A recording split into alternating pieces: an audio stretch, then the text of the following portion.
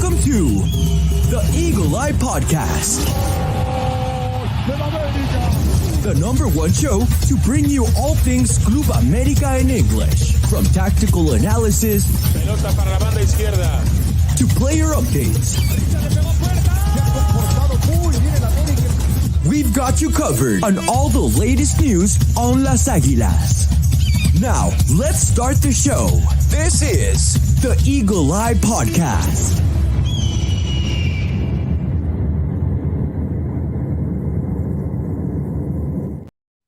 Hello, ladies and gentlemen, and welcome back to another episode of the Eagle Eye Podcast. I know we're all excited and ecstatic after that victory over St. Louis in the League's Cup, but we're going to shift focus and we're going to go a quick turnaround and talk about our next opponent. It is League's Cup. I'm your host, Ivan Pineda. I am on by myself on this one to defend Las Águilas' honor. But joining me are two experts when it comes to Columbus Crew. It is none other than Trey and Ben from the Upper 90 Club. Gentlemen, how are we? Good. How are you doing? Well, great. Actually, you know what? No one actually ever says that back to me. No one ever really asks me how I'm doing. So it's the first time get for me, on so- with it. No. Thank you. But again, gentlemen, thank you so much. It was a little bit of a last minute. Like I was talking to you guys, I stumbled upon you guys, and I knew that we had to get some experts to come and talk. Columbus Crew and America, because I think this could literally be one of those games that just can captivate a bunch of people and really showcase what this League's Cup's all about. Yeah, absolutely. I mean, first off, it's going to take two of us to be able to beat Club America. So, yeah, it's going to have to be almost 2-on-1 come Monday. But, the experts were busy, so you got us, and I appreciate that. No. You guys are the experts on this one. And well, gentlemen, I kind of just want to pick your brains a little bit here and ask a little bit about your guys' club and how you guys are coming into this one. I know you guys also got yourself a very favorable result against St. Louis. Talk to me a little bit more about that game. I know you guys had quite the drama with the weather delay, whether or not this game was going to happen. Ended up happening really, really late for you guys. So talk to me a little bit more about that game, how you guys feel after that, and what that does coming into this game. Yeah, I mean, even with that, almost 4-hour weather delay, I think like the Crew really came out and took it to St. Louis. They crept back in at probably the last 20 minutes, but there really wasn't much of the game that the Crew in general felt threatened, or as a fan, I felt threatened watching it. Joe Aquini came in and was dangerous. We scored for him, bad on a set piece. But overall, it really, having the home field advantage against St. Louis, first time we've ever played that club either. So we had no history with them whatsoever. So I thought that we came out in the front foot, really took it to them, and we're aggressive. So it was comfortable. It was very comfortable. Not as comfortable as your game, but pretty comfortable all told. Yeah, the 4-hour weather delay was kind of a nightmare, but it was a total non-issue. St. Louis rotated a bunch. They had a lot of their players kind of sit for a lot of it. I think they were kind of thinking, we're going to go home. We're going to play America at home. We'll put all our eggs in that basket. And that didn't work. So, and we didn't do much rotating, but I mean, foreshadowing, we don't have a lot of rotation on our bench anyway. So we just kind of And Trey was mentioning this before we actually started talking. You guys' team is looking like it's starting to finally come and be healthy again. So I'm assuming that's one of the main reasons as well as to why you guys maybe don't have the luxury to rotate as much as maybe potentially St. Louis did in that game. Yeah, absolutely. yes, for sure. Yeah. All right. Interesting enough.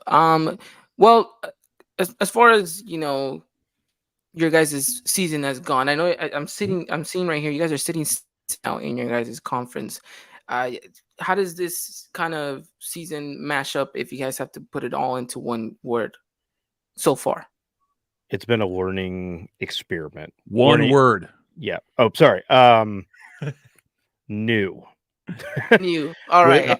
With the new coach coming in over from Montreal, and Nancy. Bringing a whole new system of play and the way he's aggressive with the 3-5-2, two wing backs pushing forward. It's definitely, he loves possession, but it's about aggressive possession. He's going to push it forward. He's going to constantly push and push and push. It's definitely been something different, especially coming from the last coach, which was Caleb Porter, who tended to park the bus a lot more, and it was possessive, but not nearly with as much purpose as Nazi has. Yeah, I don't know how familiar you are with Wilfred Nancy, our coach. Is your fan base? Do you guys know much about what's going on in the MLS, specifically like coaches and stuff like that? I don't know how deep you want us to get. I wouldn't expect for us to kind of, dive deep into kind of where you guys are in the situation. So yeah, got it. So he is one of the most exciting coaches, period. Like he was in highly sought after. Yeah. So he's only been a head coach for 2 or 3 seasons or something like that. We got him luckily from Montreal, and he took a Montreal team that is like should have been playing like had no business doing well, and he made them super exciting and was able to sell on a lot of their really good players. He's come in here and he plays a very different style, which is more of like what Trey said is a 3-4-3, but it's not only possession based, but it's also like front foot attacking. So, and I think from what I understand, you guys also play kind of a 3-5-2, right? Actually, we had a very interesting formation against St. Louis. We typically use a 4-3-3. We ended up using a kind of like a 4-4-2 diamond situation. It was very interesting. Never seen it before, especially under this new manager. And it's funny that you guys talk about it. It looks like both teams are very similar to each other. Yeah. So you guys have your new manager coming in. We have a new manager as well. Both are very exciting prospects in regards to the managerial role. Both like to have the ball. Both are very possessive, and both are very direct when moving with the ball. So it's going to be interesting to see how one or the other tries to find a weakness. And also the fact that we both wear yellow is kind of, also a thing. So if you guys haven't notice it, we'll most likely be wearing. Oh, we notice it. We're a very passionate fan base, as well as you guys are. We're a small market. I say small. Columbus is huge, but like it's not New York, it's not LA. And I'm sure everybody kind of knew the Save the Crew, where the fan base kind of rallied behind, and we were able to like save our club from just going away. So. I did hear where the main supporter section, we refer to as the Nordeck, is going to be doing a blackout. So that is telling to me that we're probably going to be wearing our black kits. Because you guys are technically the home team. Yep. Oh, okay. Interesting. All right. It's considered a neutral spot, so you guys get the home team. Wearing yellow on our field, we take very personal. I mean, I'm sure the players don't, but the fans do it. Our fans are like very kind with other fans. We're not like that, but it's like the yellow thing is Nashville is another yellow team, and when they came in and did they even wear yellow for that game? I think they may have. They did, and we were just like, oh no, not on our field. My house. Oh, we were. Yeah, it was. We took it very personal, but we'll give you guys a pass. Well, thank you so much for that. In that sense, like we mentioned, right? So two teams that coexist very equally right now, and obviously you guys just have a little bit more time right now playing with your guys' season, kind of at the midway point. So it's gonna be an interesting one. Like we mentioned, our season has just started. This is technically after the St. Louis. This is technically going to be our 4th game of the season so far. So we've actually had 1 game already suspended. So we feel like we're a little bit behind. So we're trying to play catch up with everybody else right now. But promising signs against St. Louis. I mean, you guys saw the games, or at least the highlights in general. Really, all of us were blown out of proportion. We didn't expect an America to be so cohesive right off the get-go, especially because we have this new manager, right? Andre Jardine trying to implement his style. We joke about it being like a little bit of Jogo Bonito, but slowly but surely he's trying to get this America set to play a little bit like his Brazil squad in the Olympics. So surely, I'm sure that this team is going to head in the right direction. And so against you guys, which is going to be a really good matchup, because we're finally coming up against a team that kind of plays the same style that we do, in the sense that, like you guys mentioned, very possessive, likes to be direct. So it's going to be interesting to see how we're capable of kind of finding a way around that, because all the other opponents we've ever played have always just done one thing, and that's just kind of sit back, give us the ball, and try to get us on the counter. With you guys, it's going to be a little bit different, and I'm really excited to see what the game's going to look like on Monday. Yeah, I fully anticipate it's going to be a 5-4 score line. Like, it is going to be an all-out could be. barrage. We're the highest scoring team in the MLS. I don't even really think it's close. The second highest scoring team was St. Louis. Yeah. And we just I mean, the 2-1 score line is not flattering, but we dismantled them. You guys probably should have won like 10-0. Like, how many you had? Like 3 off the post in the first 15 minutes. Like, what's funny is I didn't know your I wasn't familiar with their coach. I knew that you guys were having a coaching swap because Greg Berhalter was linked. And I was like, that's interesting. And that would have been okay because he also plays a 4-3-3. But the way you guys played, I was like, this reminds me of like Brazil circa early 2000s. Like, they're just like the first goal that you guys had, just like the one-touch passing and stuff. I was like, man. Okay, cool. So now we're all just kind of like, well, the good news is we're both through regardless of the game. Yeah, no, regardless, so that's good. So to me, going into the game, I'm like, oh, this is a friendly. I hope we see some rotation. You guys may see some rotation as well. That was a kind of a question I wanted to ask you, is like, what did you think? Do you think you're going to rotate your squad out? Definitely. Considering it, like, I mean, I don't know. Well, how about before I answer that, let's talk a little bit about expectations, because I think that kind of is going to go hand in hand with my answer as far as what Harinen has said already in regards to what the expectation is for this competition. So for the Columbus Crew, as far as from a fan's perspective, talk to me a little bit more about the expectation that you guys have for this team in this competition, in this Leagues Cup, and then maybe talk a little bit about how, or if it coincides with what the institution itself is kind of setting themselves up for in regards to Leagues Cup. Interesting. I think we're going to have different takes. Trey, you want to take this one first?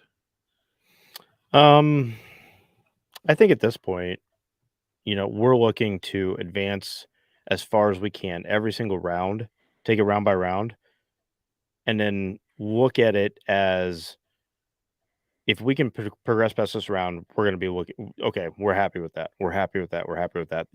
The Crew tends to be a team that they could win any game or they could lose any game based on the style that they play. And because it's so untested against a lot of the top teams around the league, my expectation is definitely make it out of the group stage, of course. Success. Yes. I would love to see us go at least to the semi or quarterfinals, to be able to put a stamp on that we're at least a player. And I'm assuming that we're going to have a mix of MLS and Liga MX teams in there. So semi or quarter, and I would be pleased. But of course, once we get there, I don't want to lose. So. Yeah. What do you think about like the Leagues Cup in general? What's your take on that?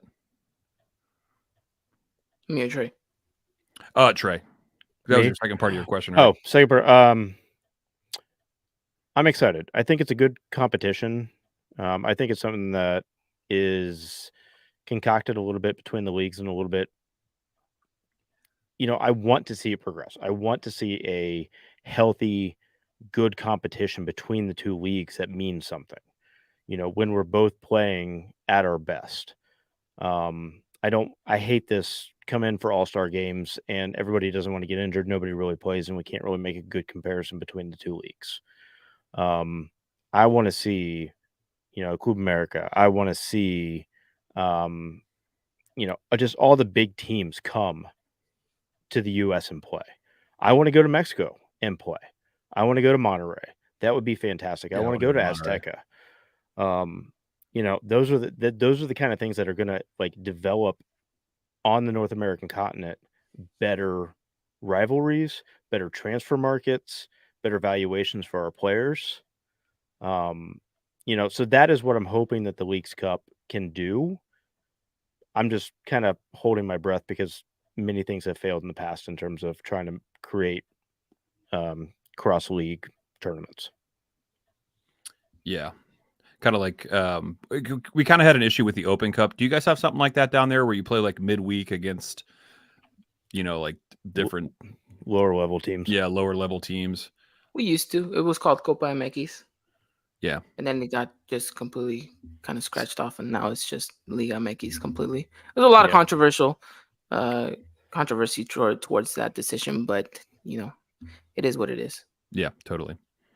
Yeah, I think ultimately I'm with Trey. You kind of want to go as far as you can. I'm going to probably root, further down the line for, the MLS. This is like my bread and butter, just like, MX is y'all's bread and butter. So for that, just as long as it stays healthy and like positive for the most part and it's fun, like I'm kind of all for it. I think it's great. I think it's MLS kind of dipping their toes into this cross league. There was rumors before when this was dropping that they were thinking about doing like a pro rel where we combine both leagues. And I thought that was like an interesting take because I was like, people were saying, well, there's a lot of travel. And I'm like, well, we played like in Orlando and then we played 5 days later in Portland. And that is, we might as well have played in Russia. You know what I mean? Like, yeah. So it's like, Mexico is not that far. It's nice. Like we can just go down there. Like, it's interesting. I think they're kind of dipping their toes to see like, are people watching? Does it, do people care? That type of stuff. And, I think I think MLS made it a stamp on it. Like, hey, we are not going to play midweek. We are going to take a month and a half off. This is your primary focus. And I'm pretty sure MLS, at least from where we sat, was like, hey, you can't just play your B team. We expect you to go out and compete. And it's interesting that you put it that way because a lot of people, a lot of fans from Liga MX were thinking of this competition as more of a Mickey Mouse trophy in a sense. Right, They weren't really taking it too serious, but I kind of think the league even told the teams themselves a little bit. Yeah. You can't. This isn't a friendly. This isn't a preseason for you guys. Like we need to take this competition serious, right? Because no one's gonna tune in if all you have is your reserves and a bunch of academy players going up against each other. Mm-hmm. So they want to sell out. They want to sell stadiums. They want to boost viewerships.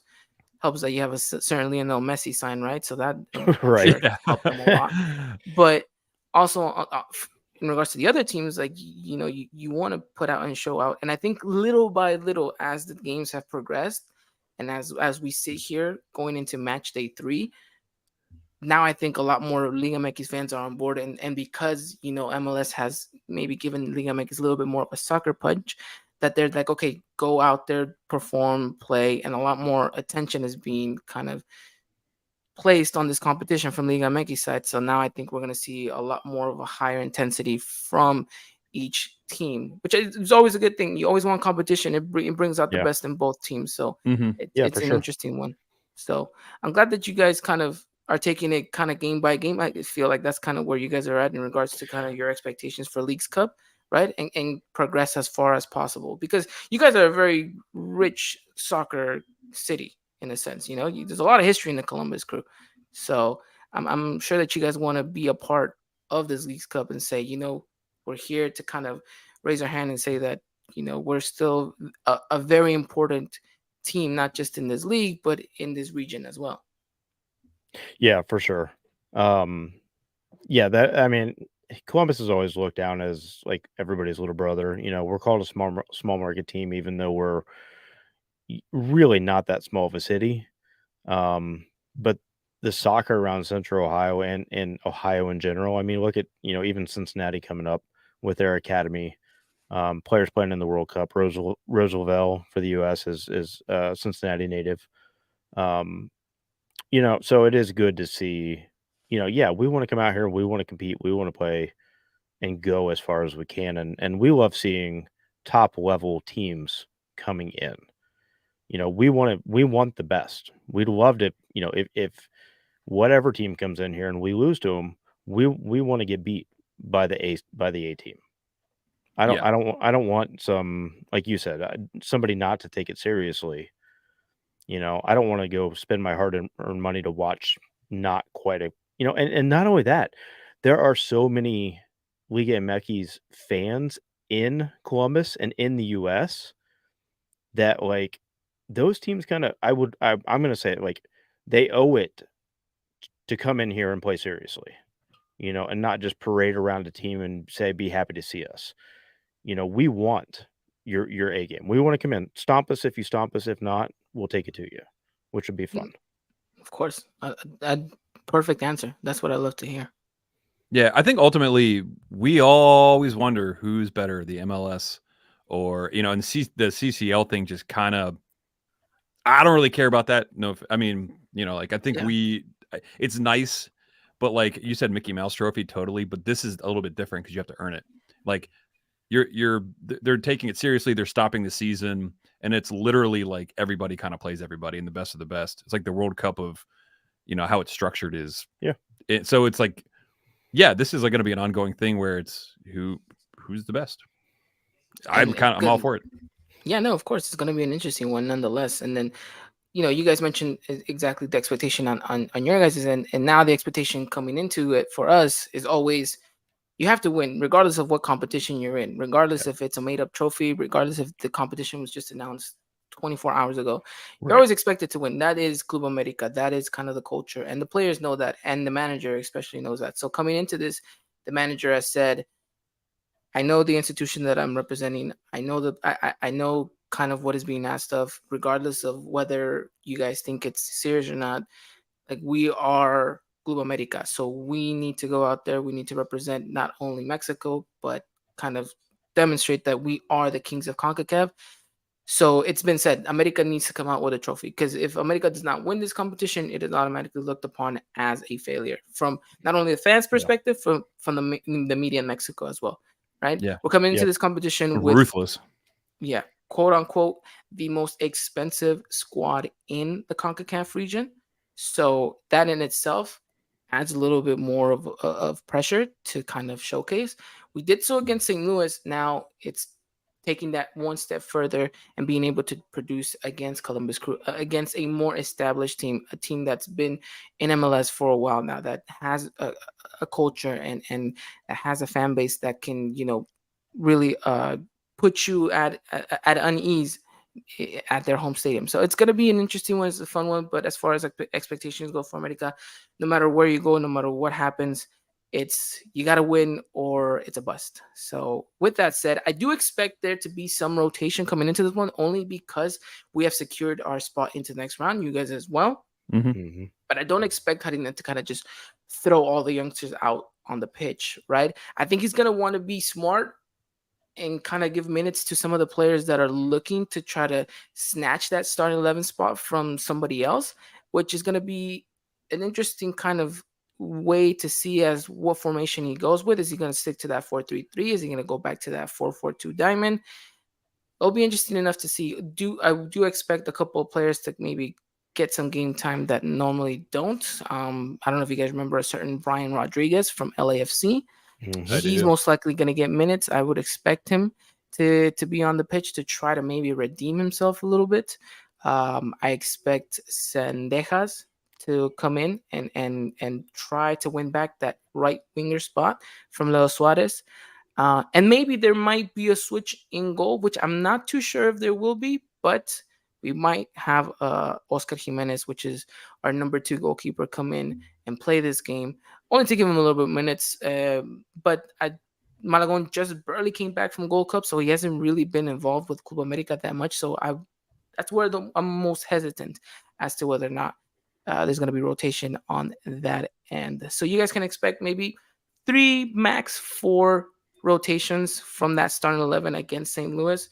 But regardless, whoever steps on that pitch, you are going to see the same type of intensity. At least that is what Andres Harina is going to try to project into this squad going forward against you guys.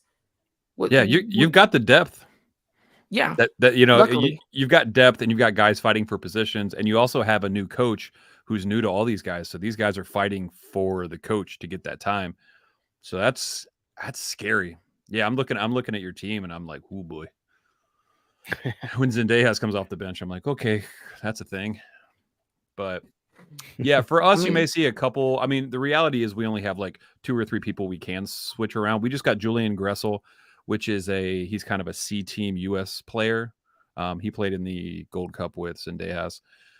He is MLS Liga MX. He's good. He's not like going to go anywhere else, but he's very, very, very good.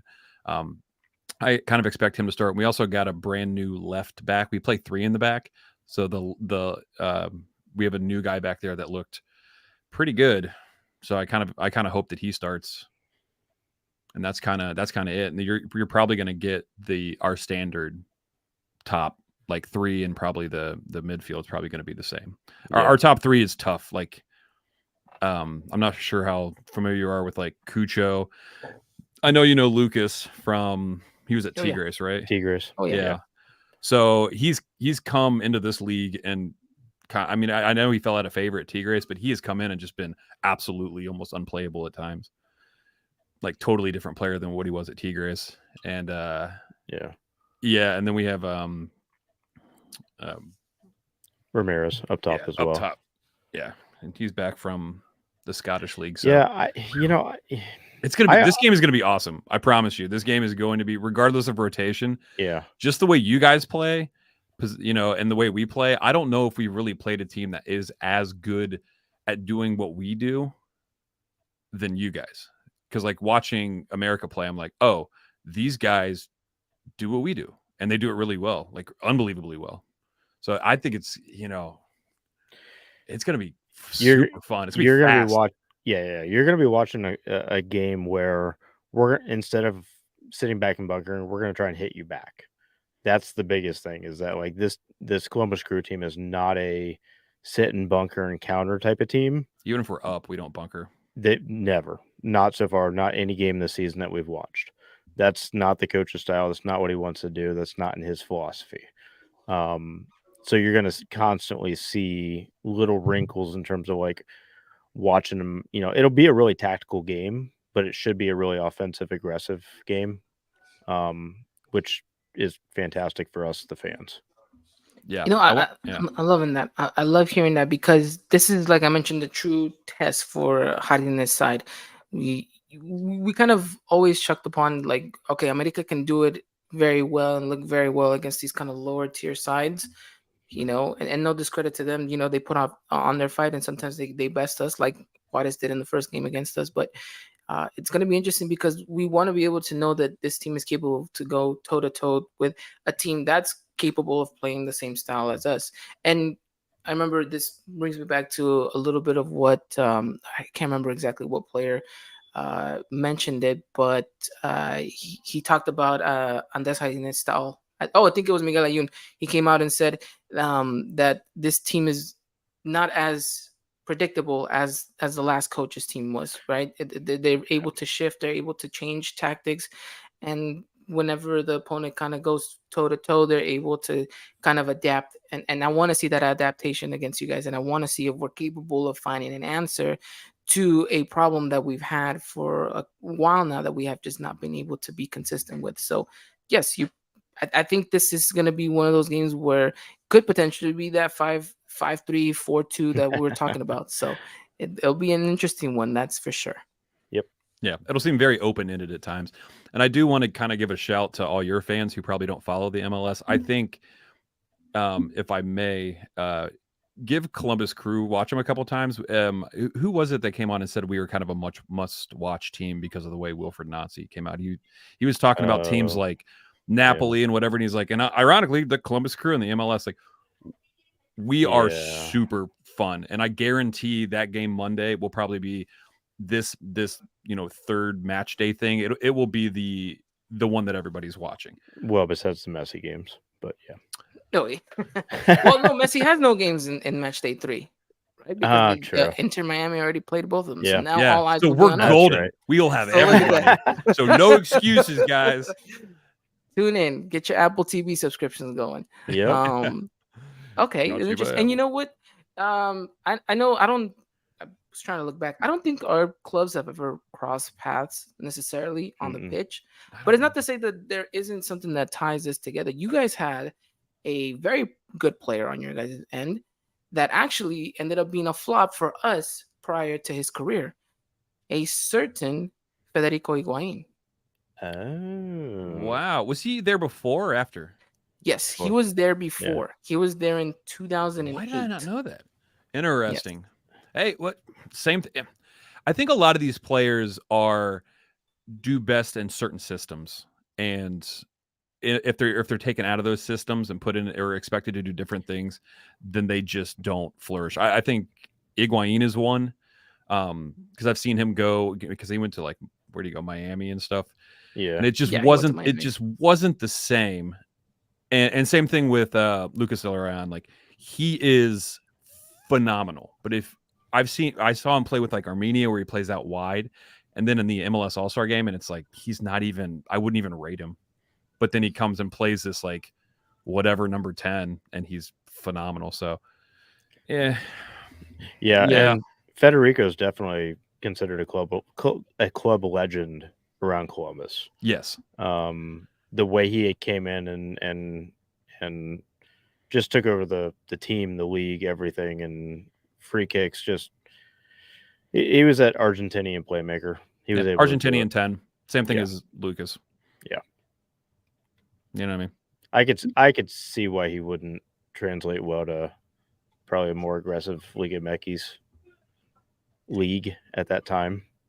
Yeah. And it was one of the more darker times for America, when things were not going well for us. So Yeah. there's a lot of pressure in that end. So I just wanted to mention that. I don't know if you guys were aware of it or not, but No. that's I don't know kind of why it awesome. wasn't. That is bonkers. That's awesome. Yeah. For us, it's a big deal. Like, Pippa was, especially in our recent lifetime, like a very important figure and stuff like that. I had a chance to meet him a couple times. The dude's a sweetheart.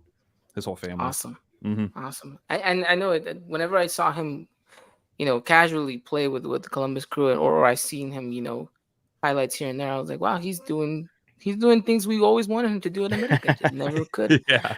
So it's nice to see on that perspective. There's a lot of but- pressure at America. That's a big Yeah. difference of you guys versus kind of Columbus, because we're always kind of considered the underdogs. I mean, they try to take our team away, and we had to fight. You know what I mean? Like, that's kind of Yeah. our MO. So no one expects too much out of us, but we always do really well. Especially this season, we are doing very well, and we love what we're doing. But there's just not as much pressure, and I personally, I don't think I'd want to play under the pressure you guys have. Whew, it's rough. I mean, you're one of the It's biggest rough, yeah. clubs in the world, right? Like, that's kind of, Yeah. It's basically, we have that prestige of being known worldwide, and it's some players fold to it. So it's just So, the reality I of would. it. So maybe you could Like, answer me I'm this. gonna cry. I made this claim on our pod. Would you consider Club America to be the biggest team in North America and possibly this side of the world? And then the second Yes. part of it is, do you think top 10 in the world, club size or club following? Yes and no. I think maybe we're like top 15. I would Okay. definitely push us top 15 in the world.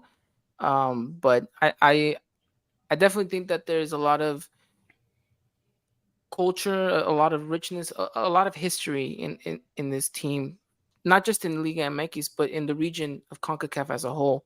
Yeah. I know we maybe not have represented this region the best in Club World Cups, but I think from what we're doing, or what we have done in this region, and the following and the fan base, and kind of the intention that we typically always get whenever we go anywhere, it kind of showcases that we do have this kind of pull, and that we are this big club, and we don't just say for sakes, or Right. that we claim, but that we are the real deal.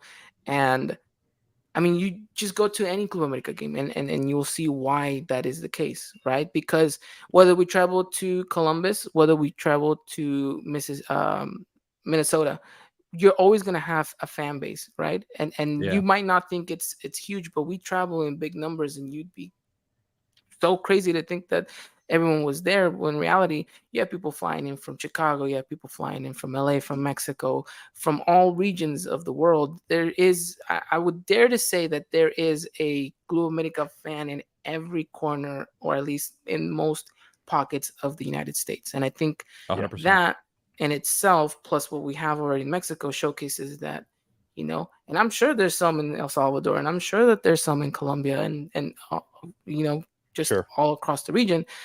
And hopefully you guys get to see a little bit of that come Monday to see, okay, yeah, this is what he was talking about in regards to. I think what honestly America is. our biggest fear is we know that there's going to be a lot of it. We think it's going to be an away game. We played Cruz Azul on a Wednesday randomly. What was it, a couple of years ago or something like that? And it was absolutely an away game. There were so many Cruz Azul fans. And I'm like, well, the good news is if everybody wears yellow, like the teams won't really know. Like, you don't really know. You're just right, a mix. Yeah, like it's just a wall of yellow. Like it's like the Spider-Man meme where we're like pointing at each other. It's like you're us, exactly. you're me. Yeah. So it'll be good. Yeah. It's gonna be fun. This game is going to be fun, and it is going to be exciting and end to end. And it's not going to be like St. Louis, because that game was ridiculous. Well, I'm just happy that of the teams that we could have drawn, I'd much rather draw a team like Club America to have them come in and have it be a big game. Go toe to toe with them in this round. We're both moving through, you know. New coach, exciting coach. Yeah, really it should be a lot of fun. Like everybody, possession style. It's great. Really curious to what the atmosphere is going to be like, though. I think it's going to be extremely raucous. I think it's so loud in our new stadium. It's built for like loud. Like I brought my kids there and they were just like, it's too loud, and I was like, I love it. It is, and it will obnoxious. Be loud. It's they awesome. built it for that. You'll have a blast. The facility is awesome. That's gonna be great. Talk to me a little bit more about maybe a key player that you guys have in mind that's gonna be crucial for Columbus Crew to maybe potentially get this victory over America. So the easy answer is Cucho. I think the more nuanced answer is Ramirez. I expect Cucho to score at least one. Ramirez is the type of player that gets into the right position so many times, and if he is on, he opens up so much of this team. He's unplayable. Yeah. So I think Ramirez is going to be the answer. If he's on, if he gets a goal or two, or if he start opening up and does a lot of the assisting, that's really who I'm looking to. But I mean, the easy answer is Cucho. If Cucho's on, Cucho is extremely hard to play. Yeah, I think for, I guess the indie answer would probably be because of the way you play, because you guys do play down the channels and stuff like that, but it is a lot in the middle. Like you guys have, or at least that's what I saw in St. Louis. I'm going to say Aiden Morris and Darlington Nagbe. Those are our two like holding 6s/8s. They kind of patrol the middle, and depending on the flow of the game, they're either like way up the field or way back, and like their dynamic is so important to how the game is played. So basically what I saw is a lot. You guys just dominated possession. Aiden Morris' job is to disrupt that, and he is a pit bull. So much so that he was like injured last year, didn't play. This year he's done so well that he got called up to the national team. Like he is a very good player. We anticipate on losing him at the end of the season to a bigger club. And I think for us to win and for you guys to pretty much get disrupted, it's going to be Aiden Morris. You can watch him. His number, I think, is 8. He's a young guy, local guy. And if he's on, he's amazing. And I'm not sure if you guys are familiar with Darlington Nagbe. He's been on a bunch of MLS teams. He is, the past couple of games, he has also been absolutely insane. Like he has been, his ball handling, he's been kind of controlling and pushing the ball up the field. I'd say that, and then our starting three. The thing is the back three, I just don't know who they're even going to play. So it's hard for me to, I think Trey and I to even comment, because I mean, that's been just so your fans are aware, like the past like 7 games, our back three have been 3 guys who don't play defense. Everybody was injured. Everybody was injured. Yeah, there were center backs, and it was like we had a left winger, a guy who last year played on Crew 2, or like whatever team he's right now. He right now is starting at center back and is like unbelievably good.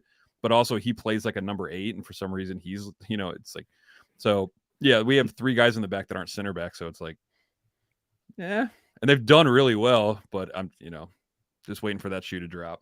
Yeah, but I'm thinking definitely Aiden Morris is kind of the one that I'm thinking. You'll just see he's a workhorse. He doesn't stop. He's an absolute psychopath. It's gonna be interesting. I think the key is definitely gonna be the midfield battle, right? It's gonna be Mhm. to see which team can disrupt the other better, especially since both are very much a possessive side, which is curious to. I'm curious to see how our number 8 is gonna go up against your guys' midfield, right? Alvaro Fidalgo has gotten a lot of heavy criticism this past couple of months, specifically after that red card he had against Chivas in the semifinal that kind of turned the game on its head and cost us a ticket into the final. So he's kind of has to a little bit win back the admiration that he's had with the fans. And so a lot of eyes are going to be on him in regards to what he's capable of doing, not just to disrupt your guys' midfield, but what he can do stringing passes. He's kind of the engine of the midfield. And when he's on it, boy, can things happen. It's like Aiden North. So Yep. yeah, so when things are going well for America, you can definitely tell because Fidalgo is kind of running all over the pitch and doing his thing. So it'll be interesting to see whether the Spaniard is capable of producing that on Monday night, but we'll have to wait and see. Of course, I think everyone, whatever American you talk to, I think they're going to say the key player for this one's going to have to be Julian Quinones. He's awesome. You saw him. Yeah. He's fast. Yeah. He is just, He I was burned little, the yeah. St. Louis defense. There was that one point where the guy, he just took a touch by him, he ran by him, and then the guy ended up just falling down. Yeah. And they're like, "Are you hurt?" And he's just like, "I probably." He just got so burnt. It was I was laughing the entire time watching. I was like, "That guy just got played off the field." So I mean, he's dynamic. He's explosive. Like Yeah, he's at good. one point, I wouldn't be surprised if we just have him up top and we just chuck him balls Mhm. all day to him and being like, just run and chase and see what you're capable of causing. So I mean, he's a new addition to the team. He's barely getting kind of situated. He only played like 60 plus minutes. I don't think Cardenas wanted to risk him. He wants to give him some time to develop and really kind of be the player that he needs him to be. And so I'm expecting him to start against you guys and hopefully continue his good stretch. You know, he's been scoring in every game so far he's played. Only played 2 games, but of course, we'll see if he can continue it against you guys. So it's going to be an interesting one, right? We said Monday night. It's going to be at, 5 p.m. Pacific Standard Time, 8 o'clock your guys' time. Mhm. Yep. So it's going to be a good one for anyone that's down there and you guys have tickets. I'm sure you guys are going to have an amazing time, amazing experience. Make sure you guys share any of all that with us at over on our Twitter at Eagle Eye Podcast. We love to see exactly how you guys are getting on over there against the crew. And well, gentlemen, I think the only thing left to say here is what is your guys' scoreline prediction for the game on Oh, you do that Monday? too? Oh Yes, of man, we course, always of course. we do that. And the other podcasts I've been on, they're like, "Oh, and I didn't even think about that." What did we say? Because we predicted, and now I can't. After watching them against St. Louis, I'm like, well,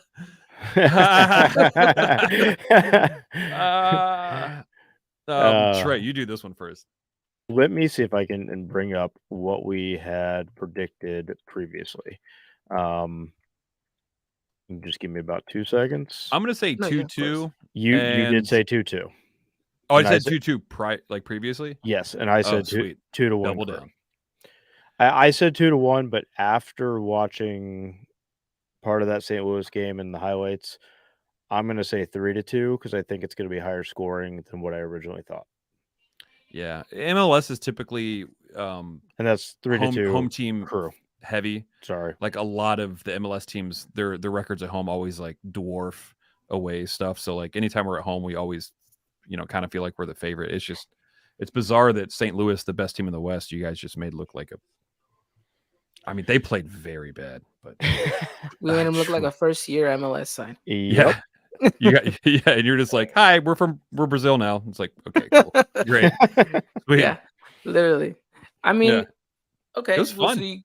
You guys, you're going 2-2, and Yeah, then Ivan, you're not getting out of this. What do you 3-2. think? Oh yeah, no, of course. I was going with my prediction. Look, I mean, I want Say to it. ride the high horse. I want to say it, and I want to back up. I want to be a believer and say that we're gonna go out there, score some goals, look great. I'm going 3-1, but my mind says it's gonna be a little bit more tighter of a game. But I'm sticking with my 3-1 No, prediction you're not. for us. It'd be nice. It'd be great. I don't expect it to be as easy, nowhere near as the game against St. Louis. I It think was it's going to be a insane. really tough and really fought out match. And I'm excited because, you want to be on the edge 90 minutes. And I think this is what these two teams can provide. So regardless of those rotations we talked about, regardless of whether it's going to be, Fidalgo playing in or Cendejas or whatever the case may be, I think both teams are going to showcase, and it's going to be an interesting one. And it's going to be even more interesting because you're going to think two teams that have already kind of qualified their ticket into the next round. You think, they tie it up, go to penalties, we'll see what happens from there. But no, I think both teams are looking to prove something. And so I think that's what gives this game a little bit more of a spice to it. Yeah. And the fact that both teams pride themselves on playing pretty football. Like, of course. I honestly think, as far as like, if you're going to get eyes on this game, this is going to be the game that showcases the best out of like both leagues. That's just my opinion. After watching America, I'm just like, these are the two best teams. If they're at their best, I don't think it's just going to be the best game. Period. Of course, and then let's hope that is the case, and we make some history in Leagues Cup. Yeah, for sure. We'll see what happens. Well, good luck, Ivan. No, thank you guys. Good luck as well. Thanks for having us. It's gonna be good. No, thank you guys for coming on. I was gonna say, is there anything else you guys want to add on or say before we kind of wrap it up here? No, Trey, you go ahead, and then I'll kind of finish up. I was just going to say, for any Club America fan that's coming to Columbus and coming to watch the game, come in, have a good time, cheer, have fun, be loud. We're a friendly fan base. So if you catch a tailgate, passionate but friendly, totally. Catch a tailgate before, I'm sure anybody will offer you a beer, a drink, some food. Come to Columbus, have a good time. So we're looking forward to it. Awesome. Yeah, and the last thing I would kind of put a pin in is, you watch Liga MX, Club America is your team, but I like watching other leagues as well, and I would just challenge your fans to like take a look at what we do. We're just, go back and look at the history at Save the Crew. Our colors are yellow, same as yours, so you don't have to like it too much. I'm pretty sure almost every home crew game there is a like Club America shirt that we're seeing, and we're just like, screw it, man, like yellow. So if you have downtime and you're trying to follow like an MLS team, look at what we do. Look at our fan base. We're just as passionate. We don't have the big messy fans and stuff like that, but we do win championships and we play extraordinary football. That is true. So if you guys are looking to potentially grab yourselves an MLS team, make sure you guys check out the Columbus Crew. And if you guys do, make sure you guys go check out the Upper 90 Club podcast. Where is it that they can find you guys on Twitter? Yep. Upper 90 Club Pod. Same thing on Instagram. I don't know. Just Google it. I don't know. We started YouTube as well.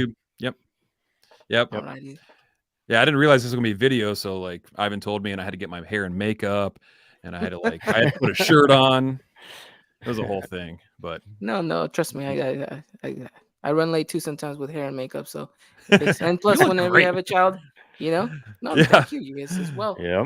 So it's great. Thank you guys so much. I hope you guys had fun. I hope you guys enjoy the match. I hope you guys have a wonderful game and like best of luck, and may the best team win. And we'll just see what happens from there. We'll see you in the finals. Regardless, we both go. We got nothing to lose, so let's just move on and we'll see each other in the finals. And then it'll just be a yellow out. Both teams will wear yellow, and it'll be real weird. Let's do it.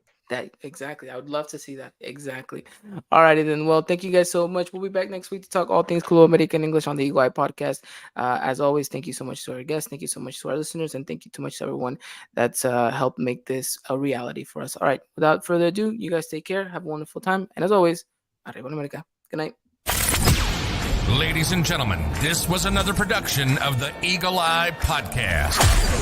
The #1 source for all things Club America in English. Make sure to follow us on Twitter and Instagram at Eagle Eye Podcast and get all the latest news and coverage. And subscribe to our podcast wherever